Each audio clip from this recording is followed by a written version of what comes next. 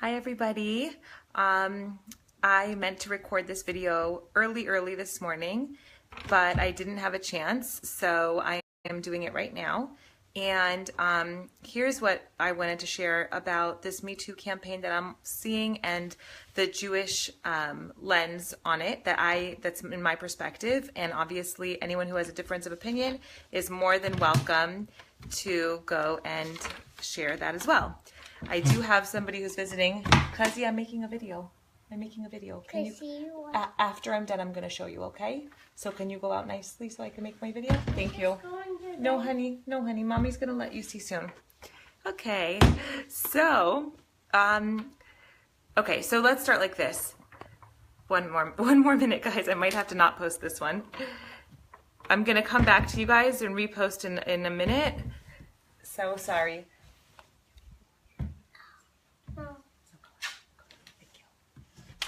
Okay, back to our previously scheduled program. I had a little interruption, but hopefully we're good. Okay, so I do think that I'm seeing a lot of debate about whether or not people are shocked or not shocked regarding this Me Too campaign, how incredibly big it is, the number of people, the sheer number of people and who is stepping forward is pretty remarkable to see, because you have people from all different backgrounds and all different personalities, and just that is an incredible thing to be scrolling through your social media and seeing all these people speak up with the hashtag MeToo. So that's pretty amazing. And then hearing and seeing people write and talk about whether or not they're shocked, and having this feeling of like, well, there are good guys and there are not good guys. And I see a lot of moms writing like, I'm doing my part to raise men who are going to be amazing and who aren't going to be doing this kind of gross stuff that we're speaking out about. And I think about that a lot. Are men hardwired to act like this? Is this something that men are hardwired to do and there's no way around it? Is every man vulnerable to this? And then I think about like these movies from my childhood of the stereotypical protective father over the teenage daughter who is interrogating the date at the door because maybe this guy is going to have a thought about her that's obscene every whatever number it is, 18 seconds, because the dad, when he was a youngster, also had those kinds of thoughts. So suddenly there's some sort of contradiction between, well, are there good guys and bad guys, or is it just that all men are hardwired this way? A couple of months ago, I walked into an office where a couple of rabbis were sitting, and a rabbi said, who's not an older rabbi, a younger rabbi, mentioned something about my shirt. And I've known this rabbi for a while, and I felt comfortable to say, why are you asking me about my shirt? Like, it's just not the place of a rabbi to ask me about my shirt, in my opinion.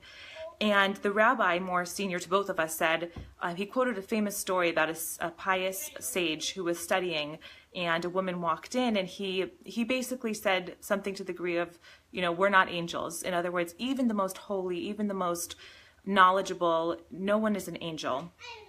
We're not expected to be angels. And, I have boys, and the Brit Milah, after 8 days, the circumcision that we give boys, it's this incredibly powerful time as a Jewish people that we get together. And it's a time that we say, Hashem, God, He made man, but we are a partner in making man because we pick up where God left off. In other words, we want to raise somebody who uses his free choice in the best possible way. And we start at 8 days old, this little baby, he's going in for his circumcision because this area is the area where a man is going to have potentially a lifetime of struggle and an uphill battle. And we can't, and it's an 8-day-old baby, he didn't do a thing. Like, what did he do to deserve this? But the idea is, he's not asked to be an angel, he's not an angel, and we are with him every step of the way in creating him so that he is going to be best fortified to deal with challenges in front of him. And the most essential challenge to him may be in this area. So men are vulnerable to objectifying women, it turns out, it would appear. And in turn, women are vulnerable to being objectified. So what's incredible is that the Torah really does protect both parties beautifully. There's a Gemara in Brachot 24a, for anyone who wants to look it up, it's a famous one, about how a man is not even supposed to gaze, and that's how it's translated, the word gaze, at a woman's pinky finger. It's as if he's looked at her most private area. And what is up with that? I mean, it's such a fascinating line, and I really, if anyone has more thoughts on it, I'd love to hear on that Gemara. But, you know, the way that it was shared to me was, the idea is like, it's the gazing. It's not the pinky finger. It's not the body. It's the gazing that's the problem. Because when you start with the gazing and you start with certain types of thinking, that's when the objectifying becomes a problem. And in Deuteronomy, in Devar Amit, it says in 23:10, be careful of all evil things. And there's another Gemara on that, if anyone wants to look it up, and that's why I'm sharing with you where it is. In Avodah Zarah 20a, it says that gazing at a woman, doesn't matter if she's married, doesn't matter if she's not married, doesn't matter if you find her beautiful, doesn't matter if you find her not beautiful. It's gazing at a woman you stay away from. It's not good. And this word gazing, we have to understand it as a loaded and charged word. It is a word that has a certain kind of connotation of inappropriateness, of lewdness. And all the Harvey Weinsteins and all these people who have done things that way cross the line, we have to understand that the seed is there for everybody, and it's not something that we necessarily need to judge. So all these Gemaras that I'm talking about are really brought into a beautiful book that many of you who are watching right now know about. It's called The Path of the Just, Mesilat Yesharim, written by Rabbi Moshe Chaim Luzzatto, known as the Ramchal. He was around the turn of the 18th century, around the same time as the Kabbalists who came from Baal Shem Tov and Vilna Gaon, and he's a fascinating person to learn about. He died at 39 years old, so he brings all of this into this beautiful book, and he talks about not only like protecting us from gazing, but protecting us from our speech. Like, gone are the days that we even are looking at our speech. We are supposed to be speaking like royalty, like elevated, transcendent people. And the way that we speak, it's like appalling. We are letting our guard down, all of us. And it's something that we all are responsible for. So I really do believe that that the Torah is trying to tell us that this is man's most essential struggle. And that's not in a way to judge anybody. That's just the way that a man was hardwired. And it's up to us to let us make man, let us nurture man. Let us give him, start with a Brit Milah at 8 days old. Let's raise him to be a boy who understands what it means to not be lewd, to not gaze in a lewd manner, to not think in a lewd way, to not speak in a lewd way. And that's an incredibly powerful thing, because what we're doing is we are making man with God. We become partners with God in creating a human. And that's what it's all about. And when we come across, when you see in the headlines, people who have totally crossed the line in a way that's shocking, and even the more quote unquote innocent catcallers on the street, I just feel like it's coming from a certain lack of acknowledging this hardwiring. We have to acknowledge it before we can do anything about it. And the world around us does acknowledge it, like with those movies I was referring to from the beginning of this video, and it also doesn't, because we sometimes want to say that it's not, there are good guys and there are bad guys. So where does that leave women? And I'll end with this.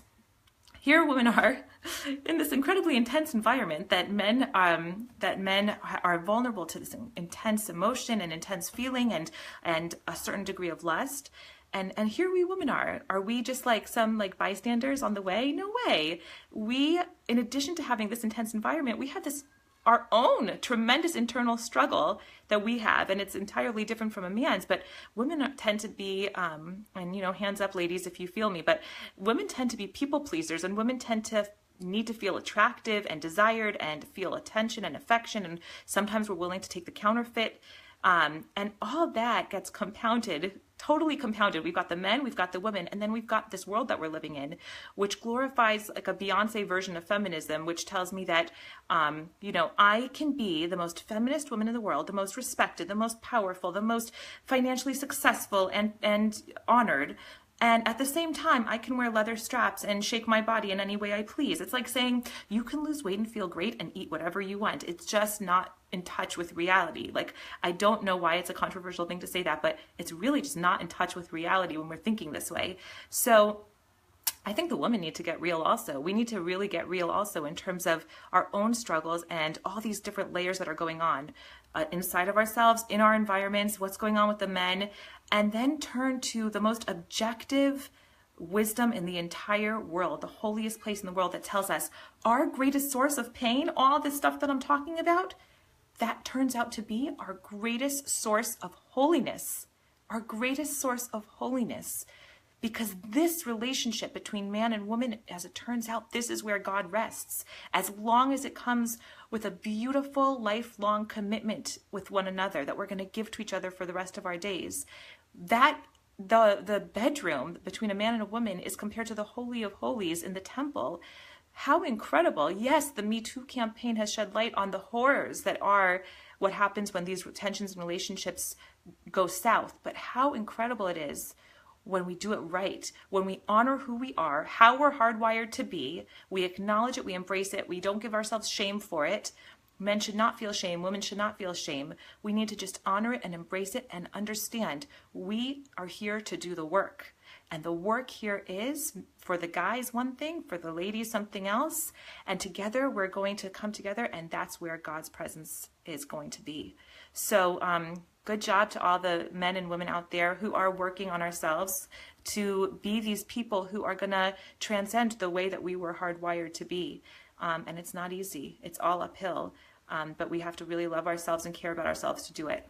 So I hope you enjoyed that. And if anyone agrees or disagrees, I'm all ears. Talk to you later. Bye.